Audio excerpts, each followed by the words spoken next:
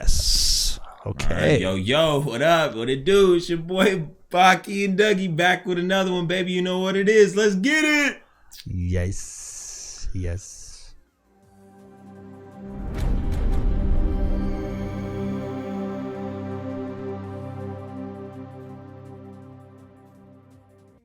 Okay, so happy holidays.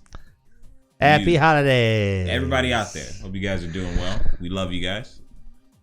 So today we're going to be doing a review of Die Hard, bro. The ultimate Christmas film. The ultimate. It really is, though. It really is. People deny it, but listen. Sometimes your Christmas day isn't blessed with being with your family. Sometimes you're in the airport. Sometimes you're on the outs with your wife and she's in another city using her fucking maiden name to get a promotion. That's beast.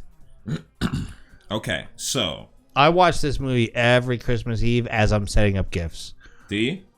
Yes, so I set up gifts on a hardwood floor.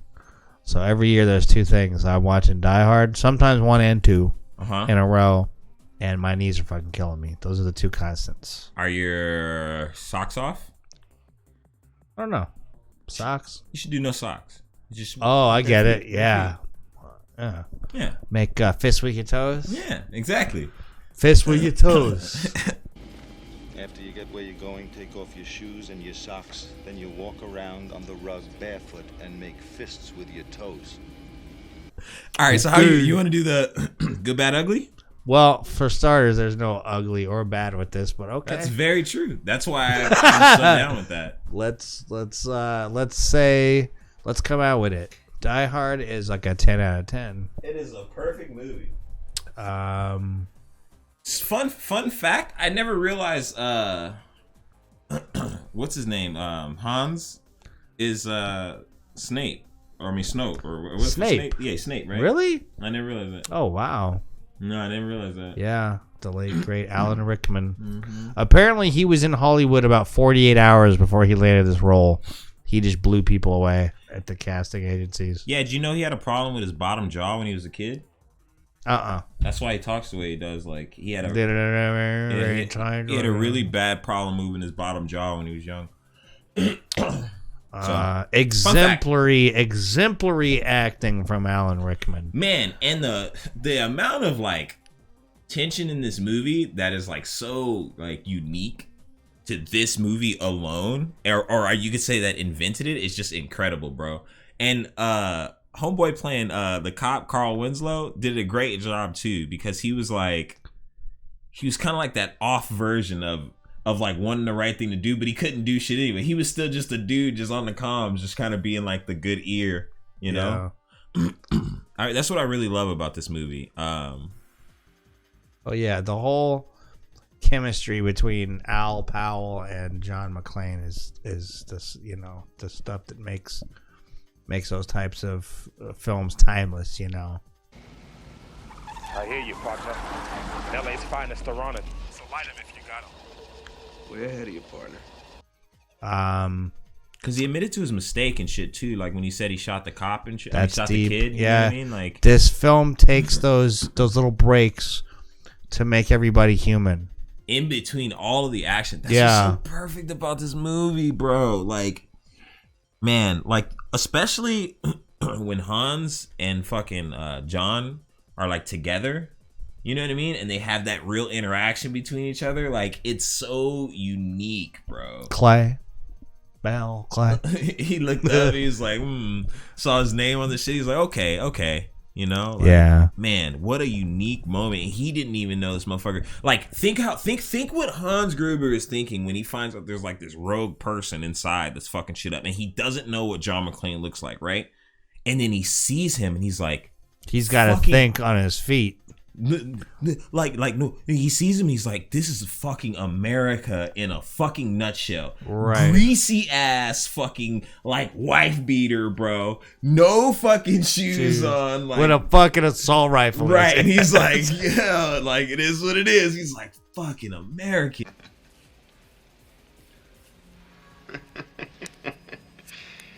Better make call your pants down, huh? It's like, Jesus Christ, you know what I mean? Like, his whole perception was, he probably was like imagining it was some armed soldier who was just like tactically taking people down and shit. You know what I mean? Like, he's like, who the fuck is this? He looks like a cab driver. You look like you about to do somebody's car, bro. Right? Like, you about to fix a car? You mechanic or something? What are you doing? Like, right? He's all, and that's so what worked perfect. about this film too. Was they didn't cast Schwarzenegger, they didn't cast Stallone,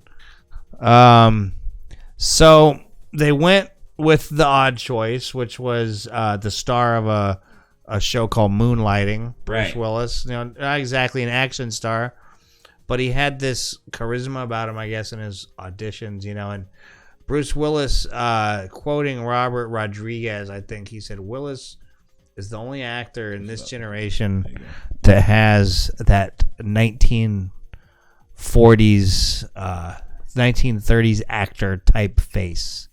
I guess. I can see that. Like Bruce Willis's face, when you think about it, it's like it isn't that like iconic like extreme jaw or anything. He's just like that average Joe. Yeah, that would do really well in the 40s. You're right. Yeah, he's vulnerable in this film. He's a little like Harrison Ford, where he's vulnerable. You know, he's not exactly this. Yippy-Kiy-Yay. Yeah, he's not like a meathead like Schwarzenegger or like Stallone. He's a alcoholic cop whose marriage is on the rocks. On the rocks, right? He's just, everything's not going well. But the one thing that he knows he can do well is, you know what I mean, be a cop. And you know what I really like about John too, and you notice in the other movies when we talk about the other movies too, is like he knows that his aim is on point though. Like from the jump, he knows that he can hit shots.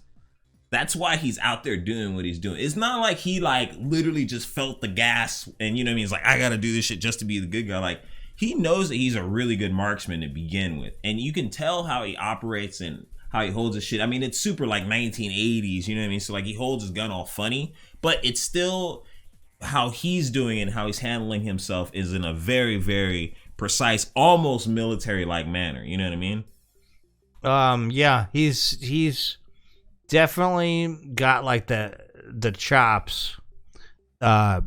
Willis has the acting chops to convince you that he's just a fucking cop on the burnout, but he knows what he's doing, right? You know, because of his his training's the only thing holding him together in between cocktails. Exactly. That's You what I'm know? saying. Like all he's doing is just training and that's it, you know? So he's so good at that shit that he can just pull it off. And then he's just able to think on the fly, which just gets him in these perfect moments.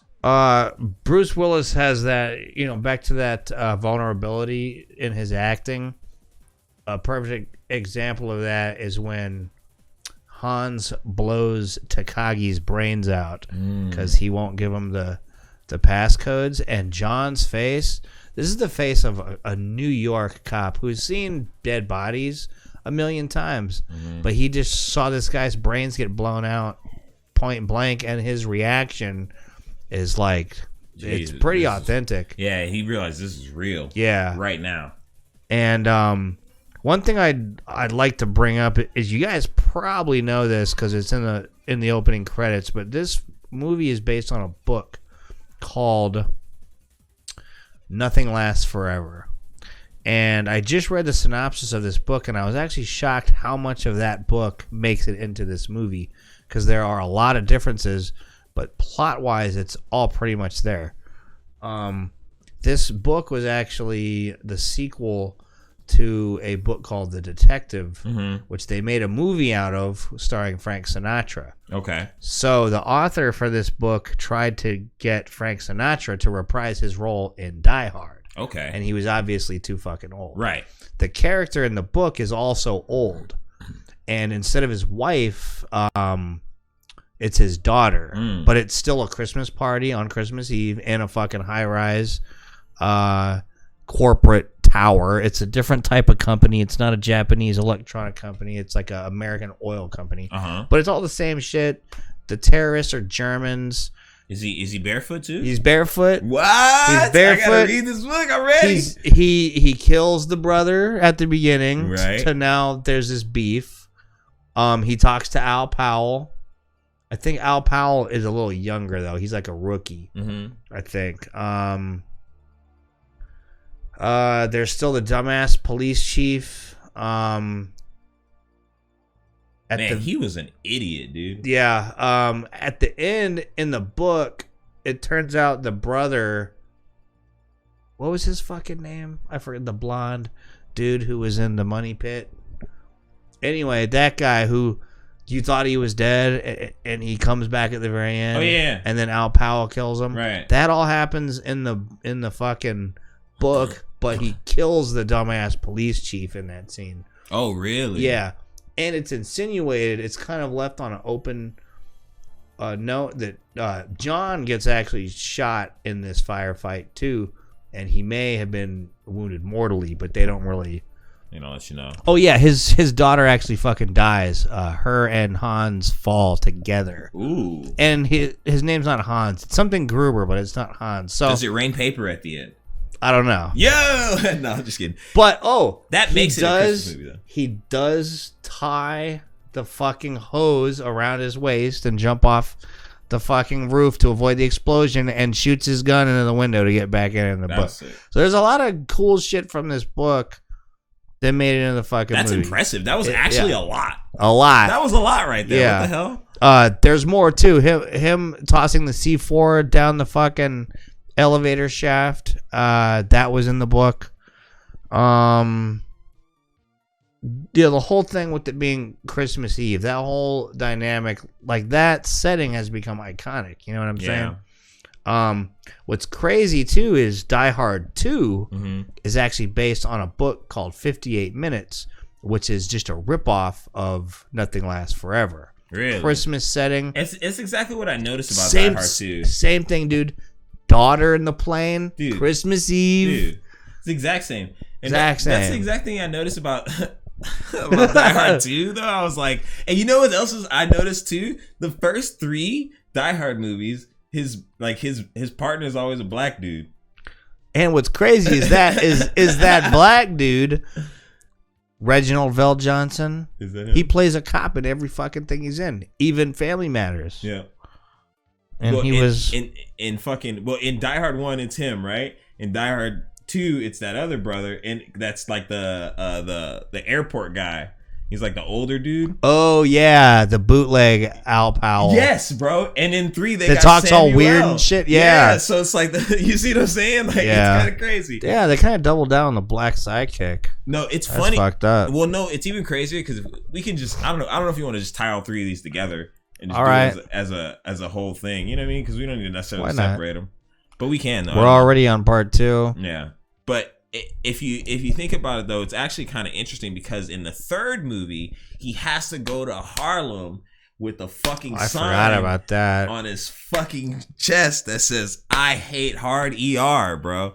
Like that's what the fucking sign says. That was pretty out of left field for a Die Hard flick. It really was. In fact, hold on. Die Hard 3 was actually supposed to be one of the Lethal Weapon sequels, and they just did it Die Hard instead. That makes sense because it doesn't really feel like well, I mean it kind of does, kind of, I don't know. They like scrapped it, like they were gonna do a different Lethal Weapon 4 or 3 or some shit, and they decided to do Die Hard instead. What I noticed about the Die Hards in general is they go down. Like the highest is it's just the apex is Die Hard, then Die Hard 2 is just a little bit less, and then Die Hard 3 I like Die Hard 3 a hell of a lot more than 2. That's true, I guess so.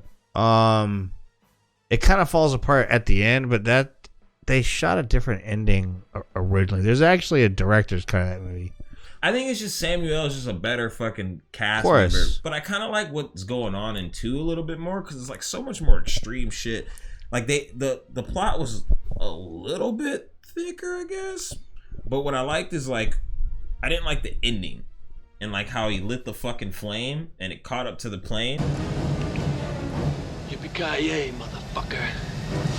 To catch the plane, the whole Kinda plane blew up. outlandish. It was a little ridiculous, but so is the first movie with him jumping out the fucking thing with the fucking thing, and catching that, shooting his bullets back in. You know?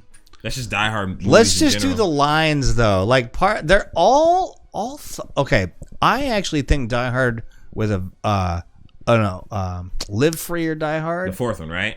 The unrated version that came out on Blu-ray is actually pretty fucking good. Right. I think Justin Long is good in it. A lot of people didn't like him. Justin Long's great in it. I think it's a pretty good fucking movie. It's modernized. What's nice about it, because that's the thing about fucking the second one that's terrible is they're like, it's the 90s. Like they keep talking about it's the 90s. It's the 90s, bitch. We got beepers. Exactly, but it totally it feels dates like, itself. It totally feels like the 80s still. Yeah, like everybody still has the fucking big poofy hair. What did she have? Like it's that super it was 80s. early 90s when she pulls out the taser, but it's like CGI fucking shit. She's like, I'll zap those fuckers or some shit like that.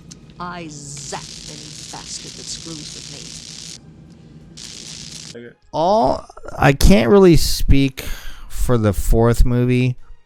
They just don't make good one-liners anymore in general. But like the first three had good one-liners. It's obviously the first one had. Let's go over off the top of our heads a lot of the good one-liners from the first one. When the fucking cokehead dickhead was snorting the line in the office and John walks past him and goes, miss some. Oh yeah. Shit like that, dude. That's true. So welcome to the party, pal. You know, and when obviously Yippy-Kiy-Yay. next time you have a chance to kill someone, don't hesitate. And thanks for the advice. After he blew his nuts off. Oh yeah. Same thing happened too. Just good fucking lines, man. Like, who is that limo driver? Argyle. Oh yeah, funny. bro. I forgot all about Argyle, bro. Like, it kept cutting back to him. He's in there like partying. talking to his baby and shit. He's like, yo, baby, I'm gonna be through in a yeah. bit. Well, my boss, I told him I was going to Vegas. And then, like, he fucking knocks that dude out. I'm like, of course they have the two black guys in the fucking movie fight. That's funny. He just knocks. Yeah, that was hilarious. Argyle's funny. He was good to that. The scene where they come in and the hacker guy is like doing like the basketball commentary, and the dude shoots the guy right in the forehead, and he's like 3 points or whatever. Yep. That shit was funny. It just had that 80s, like, everything in the 80s had so much like testosterone attached to it. Like the lines, like when John was looking at the computer on how to get to the party, right? And the fucking security guard goes, "It'll do everything but take a piss for you." Yeah. Like, who fucking talks like that? You know what I mean? It just do everything but take a piss for you. Yeah, he was wilding. No, no. Only people in the 80s talk like that. You know, hell of a fucking car, bro. You know, wasn't he the was he the actual security, or was he the fucking? He was the security. He was not the. He wasn't Gruber's people yet. He wasn't Gruber's guy. Okay, I thought he was, but no, you're right. I think you're right. And the best line, dude, is when the FBI guys were in the fucking helicopter, and he goes, "Just like Vietnam, huh?" He goes, "I was in junior high, dickhead." You know, he goes, "Just like Saigon, right?" Yeah. Hans Gruber, dude, just how he executes his lines, like when he was reading the shit John wrote on the shirt with the blood. Now I have a machine gun. Ho, ho, ho. Yeah, he's so like sinister. Now I have a machine gun. Ho, ho, ho. Baby, come on, baby. Come to Papa. I'll kiss your fucking Dalmatian. Girls, I know what a TV dinner feels like. You gotta be on fucking TV with that accent. Put me down for 20. I'm good for it. And it's funny as fuck too, because when they dropped him, they didn't tell them when they were gonna drop him. Priceless. So they got just the most priceless face ever when they dropped his ass. They just let him go. And the dumbass police chief, what did he say? Oh God, I hope that's not one of the hot. Oh my God, he was so stupid. Yo, and when the FBI shows up, Al Powell goes, "Want a mint?" Yeah, they punked that dude. He knew he was gonna get punked too. He got straight up punked. Bro, He was like almost quivering with a lot of his lines and shit too. Hey. What the fuck did he say when they were questioning him? I fucking forgot. Oh my god. Oh, like things he said, like how to spot a fake ID. Yeah. Give me a bartender. Hey, we gotta watch this on the stream, dude. The scene where he's trying to get his attention, dude, where he throws the body on the fucking police cruiser. Oh yeah, and when he's backing up, bro, it cuts to Argyle in the fucking car. Yeah, You just see this fucking cop car going in reverse, just getting shot to Swiss cheese with this fucking corpse. The funniest part is this corpse dummy that's like fucking flying off his hood, This is dude. amazing. I love that scene actually. They don't make movies They like that don't. anymore. They do not. They really don't. It's It's crazy. because they had to work with what they had back then. They had to think about. They had to innovate with acting, shit like acting. That's why it's the older I get, man. I watch some of these old movies, You appreciate older movies, You appreciate them more. dude. Some of just that they relied back then on only acting to make it Right. like when you watch let's The be old honest. school Dracula. Let's be honest. When you watch older movies like from the 50s, 60s, they're boring. Right. Because they just weren't as stimulating as shit now. But it's a good boring though, because that's all they have, because they find ways to make it interesting. like when you watch the Magnificent Seven, which is from 1960, films were not, by our standards, not that engaging. Right. And there's a scene where they're I love, all like, old school War of the Worlds and shit too. There's a scene where all the gunslingers, they're about to do their big fight at the end. Right. And there's the one young gunslinger who Right. reveres the older fucking gunslingers. Mm-hmm. And Steve McQueen is one of the more seasoned gunslingers, and he's telling the kid, he goes, you want to be a gunfighter, huh? He goes, gunfighters, list of friends, none. Lovers, none. People you can trust, none. La la la, none. None. He's just like, this is the worst lifestyle ever. Right. And he goes, he fucking looks at Yul Brynner and he goes, anything to add to that? He goes, yeah, you forgot. People that I fucking move aside for when I'm walking down the street, none. He said, you talk about like people that I fucking are afraid of, none. He's like, everybody respects me. Right. He's like, fuck all that. Right. It's the simple shit. Yeah. That's And I was like, that is the most hard line, dude. right. Exactly. That's the thing about like back in the day movies, is you had to make something out of tiny bits of dialogue. Yep. And the only person who still does that somewhat is like Quentin Tarantino. That's it. He's the last guy. Why, man. Nobody else does that shit. Like I said, man, like this Tenet shit is just terrible because it's just all over the place. People just don't understand. You don't need to do all this fanatical, crazy shit. He like wants to be too smart for his own good. Yeah. Okay, so we talked about Die Hard 1 and 2 pretty ruthless. The third one I kind of want to go into a bit. Third one it's different. It's not the typical claustrophobic Die Hard situation. That was the first of the next. It was the first one out of the next three to basically take the claustrophobic factor out of it and just make it all over and make it all over the place. There's still like an objective. There's still shit like being held for ransom, I guess. Well, the thing is, it's all a coup. It's almost this is why I think the third movie kind of is lacking, right? Each Die Hard movie has like them pulling a stunt, and then they're pulling a wool over their heads where they're doing something else. So in the first one, Hans was gonna look like he fucking died right at the end, so he was gonna get away with $600 million, right? In the second one, they fucking faked their deaths because they had the motherfucker shooting the blanks, remember? Yeah. And fucking that's a sick ass scene in the second movie that I still remember when I was a kid, bro. I hadn't seen where Die he Hard cuts 2. that dude's throat in the fucking truck. That was sick, bro. But when I was a kid, I still remember this fucking scene in Die Hard 2 where they fucking they weren't listening to John. Oh, and he just like, unloads. And and then he goes, ah! And he's like, ah, like he's getting shot and shit, bro. Like legit, he's like, they're fucking blanks. Like I'm telling you. But like that scene, I still remember. But so they were pulling the wool over the head again. You know what I mean? And this one was almost the same.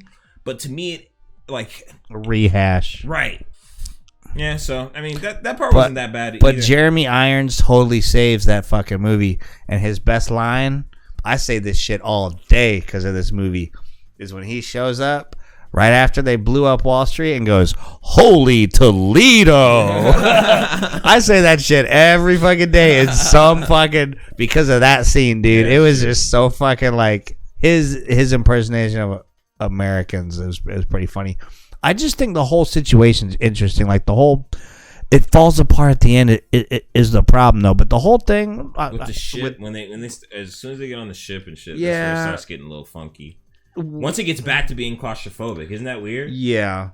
The part that I liked about this movie was it was a return to John McTiernan, who did the first movie and the third movie. The second movie was Rennie Harlan, who has not really made a whole lot of good movies.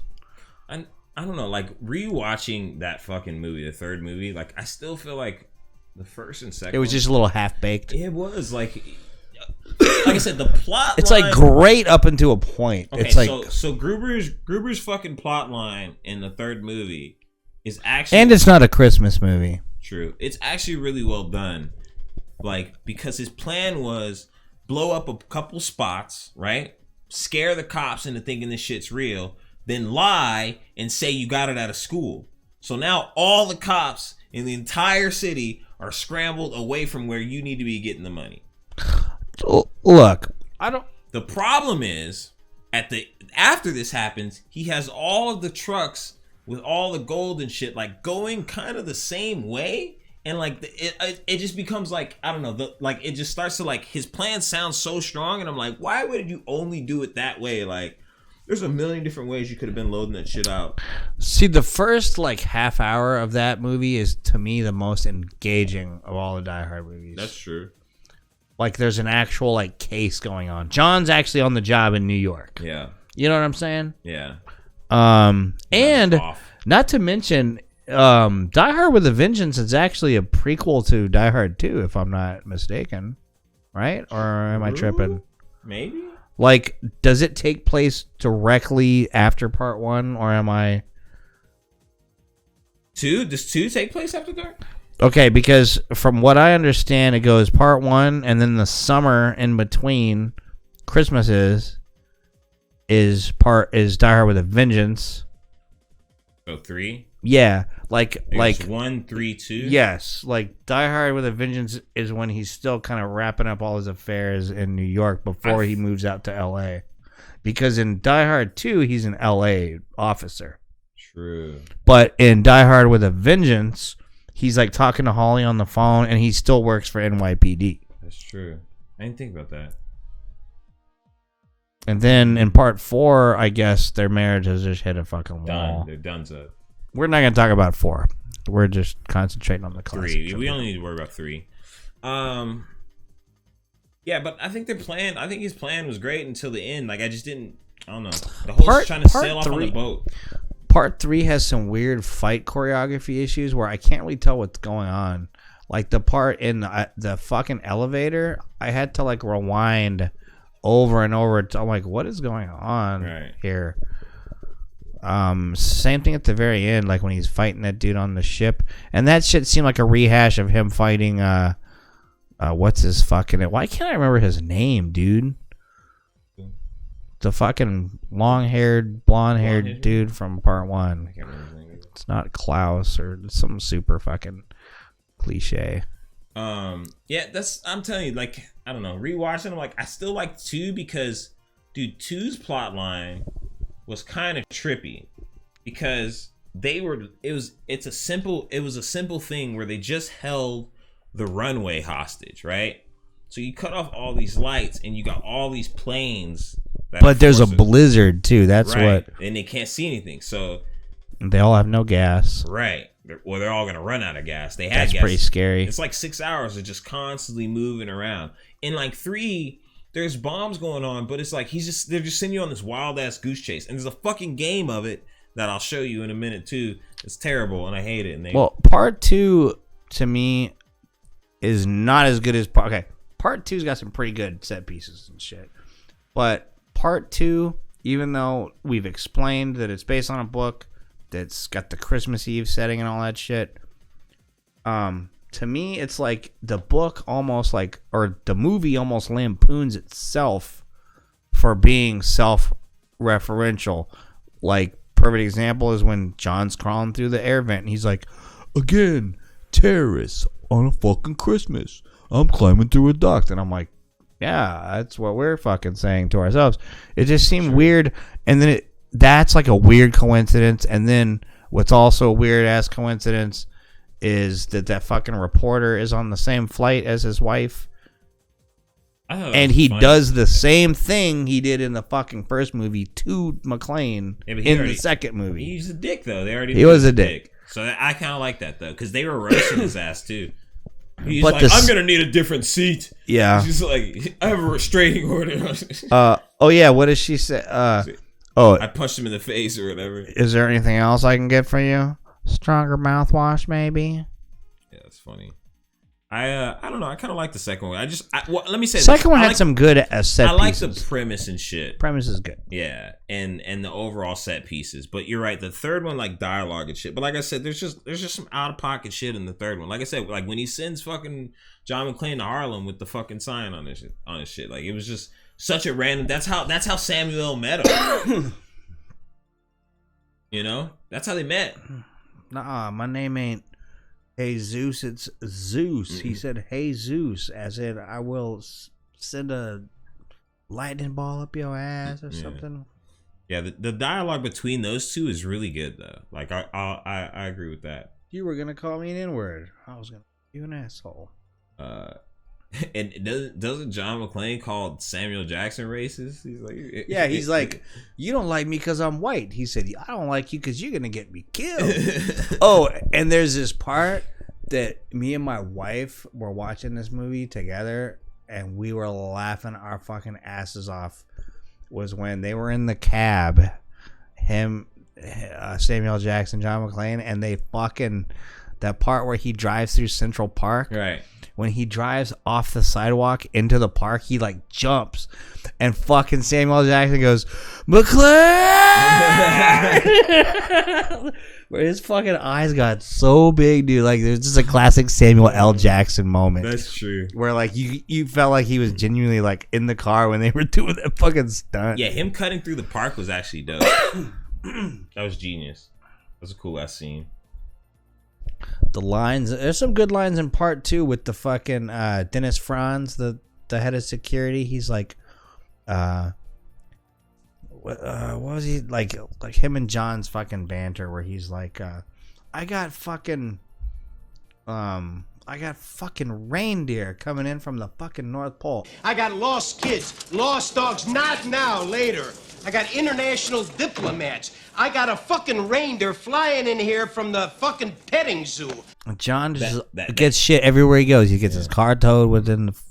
He just can't catch a break. Hey, what sets off the metal detectors first? The lead in your ass or the shit in your brains? Yeah, he was roasting him. It's funny because there's always... I guess you're right. Like, you know what? That's what I'm saying. Like, to me, they all just hit this decline, like, after the first one. Because there's a bunch of rehashes in the second one, too.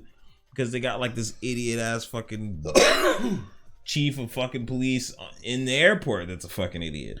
Dude, it was, like, personal, dude. It was Christmas. He was trying to rescue his wife, but he was trying to rescue his wife that he was, like, at odds with. Like, they were estranged. There was a lot going on in the first movie, dude. Like, yeah. Fuck, you even like were involved in the maid's fucking shit, right, dude. Like the fucking reporter was like, "Listen, I'm gonna call INS on you, motherfucker." Unless you're like, "Damn, we even know what's going on with the maid situation here." The whole, the kids are like, "Is Daddy coming home?" Right. And the wife and him are trying to keep it copacetic, Trying to keep it make cool. sleeping arrangements. And after, she has to go out there and address the troops, John is like, very mature, John, because he acted like a fucking child, like men usually do in situations like that. Yeah, acting like he knew he was fucking up. But see, that's what I like about it. Is it starts off real slow, and like I said, the little things in that movie, like Characters are all great. how they got John to just take his shoes off. He got caught with his shoes off, and then how they exploited it. exactly. But it wasn't until Gruber found out. Shoot the glass. So that was like way later in the movie. He had already capped a bunch of boys by then. He had done hella shit by then. To where Gruber went out to go check on some shit and got caught slipping. Think about it, McClane could have just capped him. Well, that was the scene that just upped the stakes on Gruber's intelligence, which was he had to think on his feet. They made an accent and everything. And who he was, his name, because he saw the fucking thing on the wall. And then the scene where John's walking away and you just see him pull out the walkie-talkie and some shit in German. And then he's like, stupid, no bullets. Yeah, that was smart how y'all played him, though. Because he already knew there was going to be no bullets in there. But he still got caught up, of course, but that's part of it. But yeah, that's great. And, I don't get why people don't say it's not a Christmas movie. It's totally a Christmas movie. Bro, it even snows at Christmas, the end. Look, Christmas It snows at the end. Christmas is a fucking nightmare. Let's be honest. Kids love it, but for people who live in the real world, man, it's claustrophobic. Right. It's relentless. Your marriage is on the rocks every holiday. Can we not agree that fucking the paper was symbolic of snow? No? Oh, the bonds. Oh, the bonds. Yes, falling. Like, yes. It was constantly. They kept falling. I am an exceptional thief. Even the picture you sent me, bro, where it's got fucking, I don't know, in the back. It's just the papers in the background. I never even thought about that. It's good snow. looking. Yeah, snow in L.A. That's the only way you're gonna get snow in L.A. Just tell me it's not such a genius way to prove that it's a fucking Christmas movie. There is a big plot hole in this that I just thought of, but What? it's not really a big plot hole. Talk about it. When they pulled in at the beginning in the van, they all like piled out of this van and it was empty. But at the very end, the hacker guy was like driving an ambulance out of it. Unless they were all in there with the ambulance, but I didn't see it. I don't know. I gotta re-see that part. I don't even know what you're talking about. I'm trying to think about it. You saying when they first came up to go in the building? Yeah, like there's a full shot of them all coming out of the back of that van and it's empty.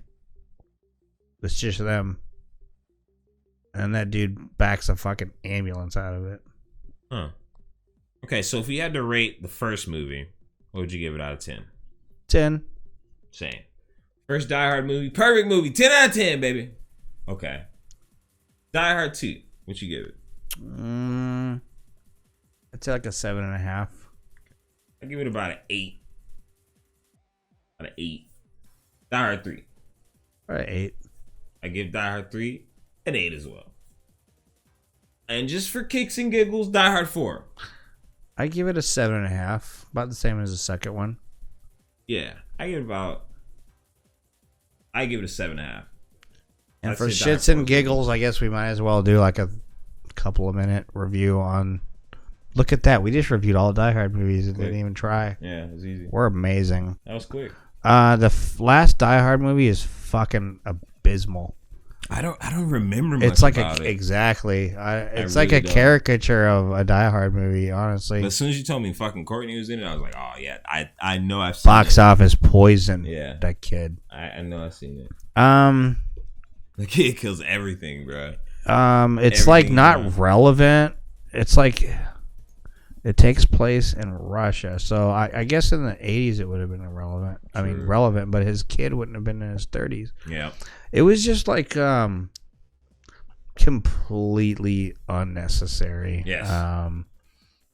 Like, okay, like a lot of people think that like Lethal Weapon 4 is like an unnecessary sequel. Bro, that movie is The Godfather compared to it. This last Die Hard movie is just John. Okay, so John has to go to Russia to find his estranged son, who is awaiting trial for the assassination of a Russian mob boss, but his son is actually a CIA agent who's trying to get arrested so he can get close to this political prisoner who is being captured by terrorists. But it actually turns out that the political prisoner dude, who's a nuclear scientist or something, is actually the mastermind of the whole situation. I can't remember any of that. That shit sounded almost as confusing as Tenet. Yeah. Good Lord. Trust me, it's nowhere as high a quality. Yeah, it's true. That's the one thing about Tenet. It's glorious looking. This shit's party. The lines in this movie are totally dog shit. John goes to Russia to like spring his son from this Russian jail, but every time he gets embroiled in something, he'll like very like in a caricature type of way, like he's actually making like lampooning the character of John McClane. Right. He'll waste all these fucking terrorists by just like there's this scene where they're in some fucking room in some hotel for some reason, and there's a fucking assault rifle handy for John. And these terrorists are like funneling through this doorway into this fucking room, but it's like a choke point, you know? And John, all he has to do is point the fucking gun at this doorway and press fire, and they all die. And every time he does this type of thing, which he does several times in this movie, he'll like toss the fucking weapon aside and go, "I'm on vacation." But it's like, you're not on vacation. You went to Russia for one thing. Like, who goes to Russia on vacation? No one. Yeah. And B, you're there to get your son out of jail. You're not on vacation. Yeah. It's not like you were in the Bahamas on vacation and you got caught up in some shit. It was just totally stupid. And the only good thing about this movie is at the very end, he comes home and like on the tarmac at this airport, it's him and his son and his daughter. So there's some closure. Right. What kind of sucks is his wife should have been there. But I guess that's a done deal. Which kind of sucks because then that retroactively makes everything he fought for in 1 and 2 moot. Yeah, pointless as fuck. Yeah. That's where I kind of think the sequels are kind of... They start going downhill. Yeah. And since you say, they're adapted off of books, we're obviously not, as like solid as its own franchise could have been if it was its own thing. It's just inevitable. I mean, look at every franchise; they just never recapture that lightning in a bottle, which is kind of funny because we're always excited when a new one comes out. And we get trapped every time. But same with everything, bro. Everything is trash, bro. I've been saying that for a while. They're like, "You just a hater." I'm like, "Nah, bro. This shit been whack lately." There's very few exceptions, like Casino Royale. But that's after like 20-something Bond movies, and they finally rebooted it into that. I mean, yeah, you're right. That does happen. Where that happens, But like, let's go back to like the big 5, okay? Right. With the exception of Blade Runner, and that's not even fair because there's only 2. That's funny you said that because I was gonna ask if you wanted to do the Terminator review, the T3, real quick too. Yeah, we could do that one if you got time. I don't know. It's 9:40, so let's see. Well, it's like with Terminator, it's like. All right, let's just set it up because we just did the Die Hard one. Okay. So let's just say stay focused. Exactly. So Terminator 3. Wait, hold on. Fucking. Well, hold on, because we haven't done Terminator 1. We could do Terminator 1 too. Let's do Terminator 1. Okay, well let's close off this review. Okay. And then fucking. So that's it for Die Hard. You guys got all the ratings of Die Hard slapped out. I'll slap them on top. See it around us. So that's it for the Die Hard review. Make sure you guys subscribe to your boy on YouTube, Informative Material. You know what it is, baby. We'll see y'all on the next one. Yippee-Kiy-Yay, motherfucker.